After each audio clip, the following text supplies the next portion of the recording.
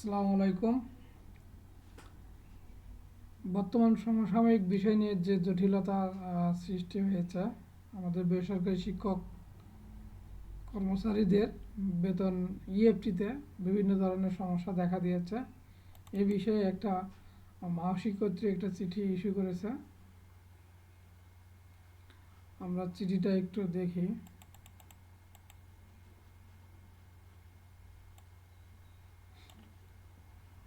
12/2/2025 তারিখে 12/2/2025 সালে এই চিঠিটা ইস্যু করেছে। বিষয় ছিল মাধ্যমিক ও উচ্চশিক্ষা অধিদপ্তরাধীন শিক্ষা প্রতিষ্ঠানের এমপিওভুক্ত শিক্ষক কর্মচারীদের এমপিও এর অর্থ ইএফটিতে প্রেরণ সংক্রান্ত। এখানে বিভিন্ন চিঠি আছে, নির্দেশনা দেওয়া আছে যে এছাড়াও এমপিওভুক্ত শিক্ষক কর্মচারীর মধ্যে অনেকের এমপিও শিটের নামের অর্থ এনআইডির নামের ডট হাইফেন কমা বা আক্ষরিক অমিল আছে, অথবা ব্যাংক হিসাবের নাম আংশিক ভুল আছে, কিন্তু জন্ম তারিখ অভিন্ন এমন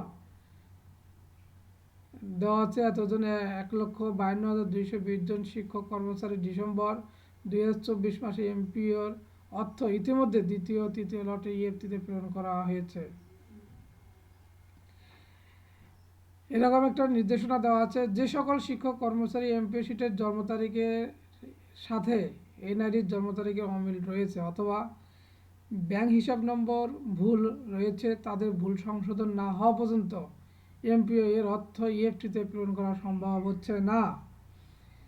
দ্বিতীয় তৃতীয় চতুর্থ এবং পঞ্চম লটে যে সকল শিক্ষক কর্মচারীর ডিসেম্বর 2024 মাসে এমপিওর ইএফটিতে প্রেরণ করা হয়েছে এবং তথ্যের ভুলের কারণে যাদের এমপিও এর অর্থ প্রেরণ করা সম্ভব হয়নি, তাদেরকে নিম্নে উল্লেখিত সময়সূচি অনুযায়ী অধিদপ্তরের স্মারক নাম্বার দেওয়া আছে যে 27/10/2023 পত্রের নির্দেশনা অনুযায়ী অনলাইন এমপিও সিস্টেমে যত প্রক্রিয়ার আবেদন করে তথ্য সংশোধন করার জন্য নির্দেশক্রমে অনুরোধ করা হলো। অন্যথায় ভুল হওয়ার কারণে এমপিও 2025 মাস থেকে তাদের এমপিও এর অর্থ প্রেরণ স্বয়ংক্রিয়ভাবে বন্ধ হয়ে যাবে, এই একটা নির্দেশনা ছিল। এখন আমরা এমপিও কিভাবে সংশোধন করব সেই বিষয়ে আমরা দেখাচ্ছি। প্রথমে একটি ব্রাউজার ওপেন করতে হবে। একটা ব্রাউজার ওপেন করলাম। এই ব্রাউজারে গিয়ে আমরা লিখব এখানে ইএমআইএস ছেলে গিয়ে আমরা ক্লিক দেব। এরপর এখানে দেওয়া আছে লগ আউট, লগ ইন করতে হবে। আমার আগেই লগ ইন করা ছিল। এখন লগ ইন করে আমি এখানে এমপিও আইডি এবং পাসওয়ার্ড দেব। পাসওয়ার্ড দেওয়ার পর এখানে সাইন ইন করব।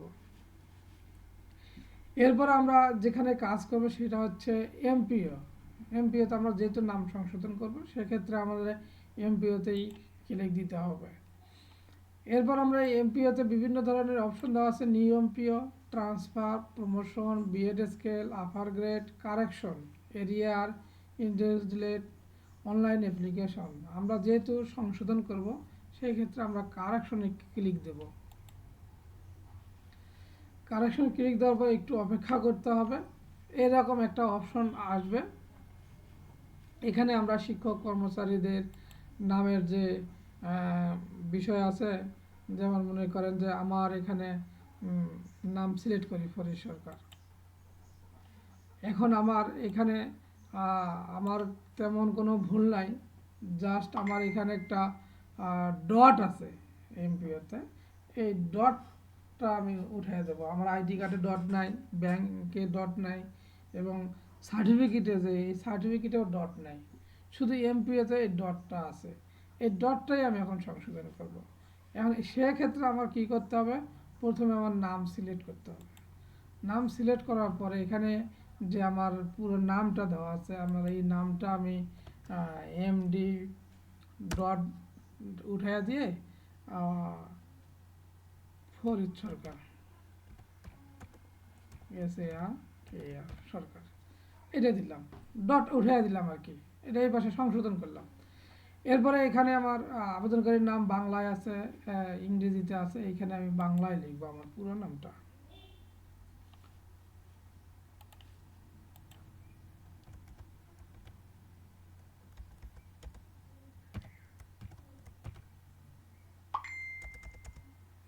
লক করা ছিল, নামটা আমি পুরো লিখলাম। নাম লেখার পরে এখন আমি এখন নামটা লিখলাম। এখন আমার জন্ম তারিখে এগুলো যা আছে, আমার জন্ম তারিখ সংশোধন, এগুলো জন্ম তারিখ সংশোধন যদি দরকার, কারো যদি আপনাদের সংশোধন করার দরকার পড়ে তাহলে আপনি জন্ম তারিখ সংশোধন করবেন। যাদের ব্যাংক হিসাব নাম্বার ভুল আছে তারা এখানে সংশোধন করতে পারবেন। জন্ম তারিখ সংশোধন করতে গেলে এখানে ক্লিক দিতে হবে। এটা আমার আগের ছিল জন্ম তারিখ। এখন যদি কোথাও আমার ভুল থাকে সেক্ষেত্রে আমি এই পাশে এখানে সংশোধন করতে পারবো। এরপর ব্যাংক হিসাব নম্বর, সেম একই ব্যাংক হিসাব নম্বর আমি ক্লিক করব। এরপর এখানে যদি আমার ব্যাংক হিসাব নম্বর এইটা আছে, এখন আমার অনলাইন ব্যাংক নাম্বার অবশ্যই 13 ডিজিটের হতে হবে।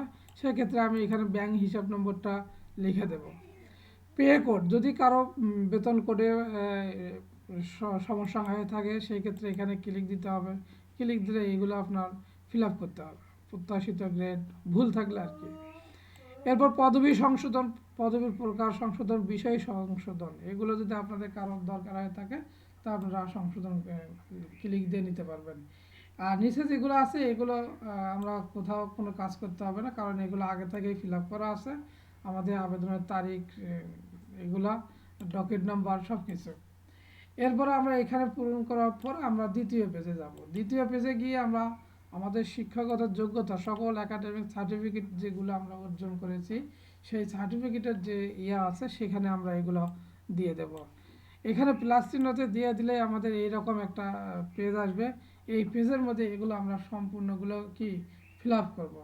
প্রথম পরীক্ষার নাম, রোল নম্বর, সেশন, পাশের বছর, বোর্ড বিশ্ববিদ্যালয়, ফলাফল প্রকাশের তারিখ, গ্রুপ, বিষয়, ফলাফলের ধরন, বিভাগ এবং নম্বর, সিজিপিএ সহ এগুলো আমরা ফিল আপ করবো।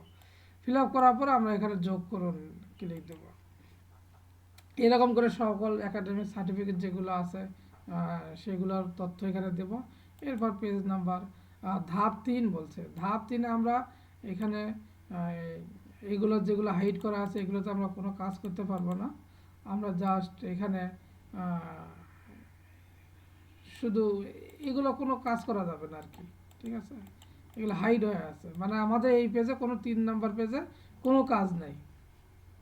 এরপর আমরা ধাপ নাম্বার 4-এ যাব। ধাপ নাম্বার 4-এ গিয়া আমরা অনেক সময় এই কোনো কিছু সংশোধন করতে গেলে রেজুলেশন করা লাগে, সেই রেজুলেশনের কপি আমরা এখানে দিতে পারবো। যেহেতু রেজুলেশন চাইছে না, সেই ক্ষেত্রে রেজুলেশন যদি না চেয়ে থাকে তাহলে আমরা রেজুলেশন এখানে সবার সুবিধার্থে বোঝানোর জন্য রেজুলেশনটা আমরা দিতে পারি। এরপরে ধাপ 5 বলছে যে 5 ধাপে সাধারণত যে মামলা আছে কিনা এই ধরনের কিছু তথ্য থাকে আর কি, যেহেতু এখানে দেওয়া নাই আমাদের এটা প্রয়োজনে নেই। ধাপ নাম্বার 6-এ যাব, যে আমাদের এই এমপিও সংশোধন করতে আমাদের কি কি কাগজ লাগবে সেই কাগজগুলা। যেমন 1 নাম্বার বলছে যে আপডেট অ্যাটাচমেন্ট। এখন এই আপডেট অ্যাটাচমেন্টে প্রথমে আছে ইনস্টিটিউট হেড ফরওয়ার্ডিং, মানে একটা স্কুলে প্রতিষ্ঠান প্রধান থেকে একটা হেড ফরওয়ার্ডিং নিতে হবে, সেটা এখানে আপলোড করতে হবে। এরপর বলছে যে 2 নাম্বার ব্যাংক অ্যাকাউন্ট স্লিপ অথবা সার্টিফিকেট। ব্যাংক অ্যাকাউন্ট স্লিপ হচ্ছে যে আপনার ব্যাংক অ্যাকাউন্ট স্লিপ বলতে টাকা জমা দেওয়ার একটা রসিদ আছে, এই রসিদের সাথে একটা আপনি ব্যাংক থেকে একটা সার্টিফিকেট নিতে পারবেন বলে, সেই ব্যাংকের সার্টিফিকেটের মাঝখানে বা পাশে যে জায়গা ফাঁকা আছে সেই জায়গায় আপনি এই ব্যাংক স্লিপ, যে টাকা জমা দেওয়ার রসিদটা আছে সেই রসিদটা আপনি ওখানে অ্যাড করে দিতে পারবেন। এরপর বলছে যে অ্যাপয়েন্টমেন্ট লেটার, আপনার নিয়োগপত্র, এই নিয়োগপত্রটা এই জায়গায় অ্যাটাচ করতে হবে। আপনি পারলে আপনি এই নিয়োগপত্রের সাথে যোগদানপত্রটাও অ্যাড করে দিতে পারেন। এরপর বলছে 4 নাম্বার টিচার স্টাফ স্টেটমেন্ট। আপনি টিচার স্টাফ স্টেটমেন্ট যেটা আছে এটা শিক্ষক কর্মচারীর তথ্য আর কি, আপনাদের ওই প্রতিষ্ঠানে বা আমার প্রতিষ্ঠানের যেসব শিক্ষক কর্মচারী আছে সবার একটা ফরম্যাট দেওয়া আছে, ফরম্যাট অনুযায়ী স্পষ্ট আকারে লিখতে হবে আর কি। এরপর 5 নাম্বার বলছে সাবজেক্ট অ্যাপ্রুভাল বা সেকশন। আপনার যদি কোনো বিষয় নতুন খোলা থাকে, শাখা অনুমোদন থাকে, সেই শাখা অনুমোদনের ইয়াটা সিডিটা এখানে অ্যাটাচ করতে হবে। এরপর বলছে আপলোড অ্যাটাচমেন্ট ওয়াল একাডেমিক সার্টিফিকেট।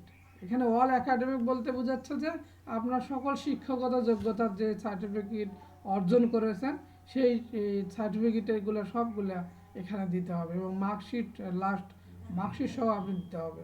এক্ষেত্রে অবশ্যই আপনার খেয়াল রাখতে হবে যে এসএসসি, এইচএসসি, অনার্স, তারপর মাস্টার্স, বিএড, এই ধরনের এমএড, এই ধরনের যেগুলো আছে সিরিয়াল বাই সিরিয়াল দিয়ে আপনার অ্যাটাচ করতে হবে।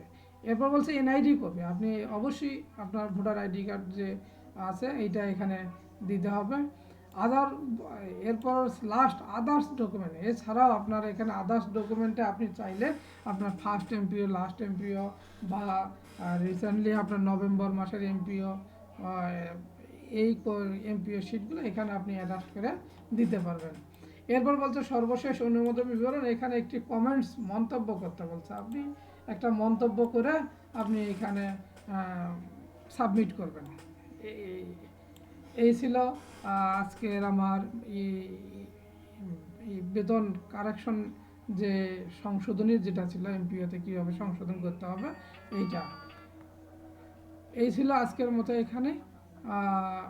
ভালো থাকবেন, সুস্থ থাকবেন।